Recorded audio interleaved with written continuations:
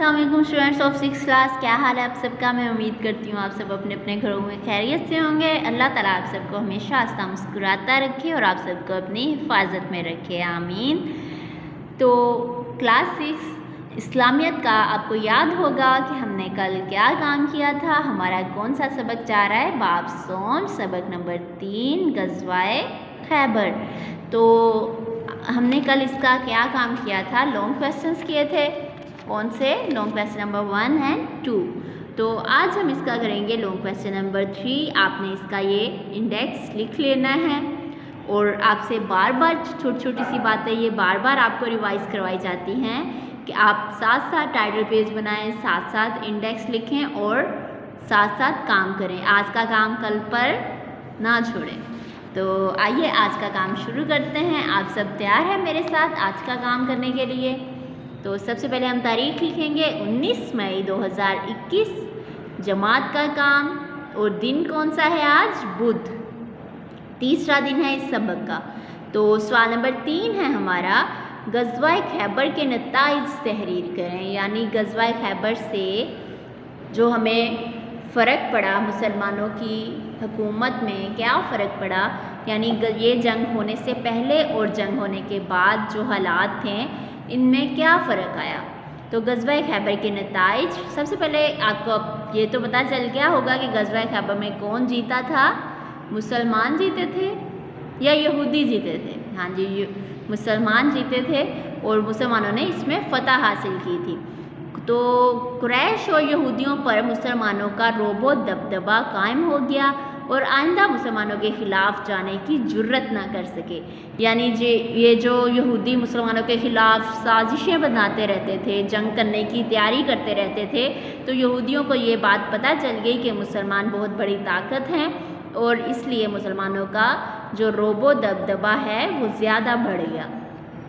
मुसलमानों पर यहूदी जारहियत का ख़ात्मा हो गया। अब जो यहूदी जो थे वो मुसलमानों पर अपनी हुकूमत, जारहियत मतलब वो हुक्म जारी करते रहते थे, अपना वो रोबो दबदबा जो है वो मुसलमानों पर चलाते रहते थे।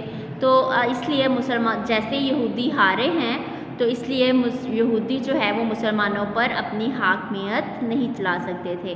तो इसलिए मुसलमानों पर यहूदी जारहियत, ये लफ्ज़ क्या है, या यहूदी जारहियत का ख़ात्मा हो गया, यानी यहूदियों की हुकूमत का ख़ात्मा हो गया। इस्लामी रियासत की हदूद में इजाफ़ा हुआ, यानी जो इस्लामी हुकूमत है, रियासत का मतलब इस्लामी हुकूमत की हदूद में, यानी इस्लामी हुकूमत और बढ़ गई, इनके इलाके में इजाफ़ा हुआ, इनके लोगों में इजाफ़ा हुआ, इलाके में इजाफ़ा हुआ, मालो दौलत में इजाफ़ा हुआ। मुसलमानों की खुशहाली में इजाफ़ा हुआ, यानी जो मुसलमानों के हालात इतने अच्छे नहीं थे, मुसलमानों के माली हालात और बेहतर हो गए और मुसलमानों को काफ़ी वाफिर मकदार में माल गनीमत हासिल हुआ इस जंग के बाद। क्योंकि जो खैबर के किले थे ना, वहाँ पर उनकी ज़मीनें बहुत ज़्यादा थी, उनके पास मालो दौलत बहुत ज़्यादा था, उनके पास जंगी साजो सामान, ज़राई पैदावार मतलब बाकी फसलें हो गई, खजूरें हो गई, ये गंदम अनाज, ये काफ़ी मकदार में था। और उनकी जो ज़मीनें थी वो, उनका पानी बहुत अच्छा था, वहाँ की पैदावार भी बहुत ज़्यादा थी।